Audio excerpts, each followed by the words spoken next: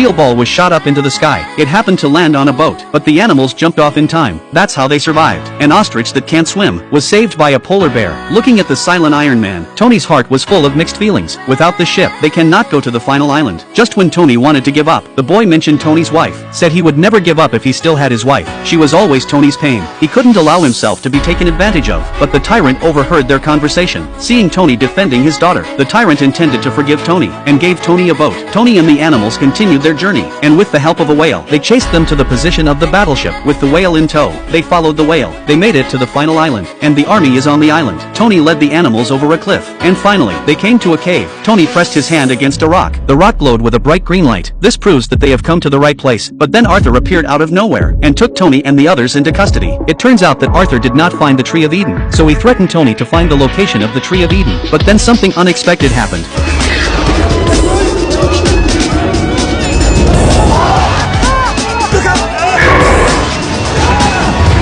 This is the fire dragon that guards the Tree of Eden. The fire dragon's mouth spits out flames. Half of Arthur's soldiers were instantly killed. The dragon's tail fell on the polar bear. Tony wanted to help, but the dragon's tail caught him in its grip, just as the dragon was about to spit out its flames. But it stopped in the middle, and fell to the ground in agony. Tony was also thrown down, but as a veterinarian, Tony saw something. Tony has the ability to talk to animals. After questioning him, he learned that the dragon's intestines were seriously blocked, so Tony performed the surgery on the spot. The animals did their jobs. Then Tony found a big onion from somewhere. He inserted an onion directly into the anus.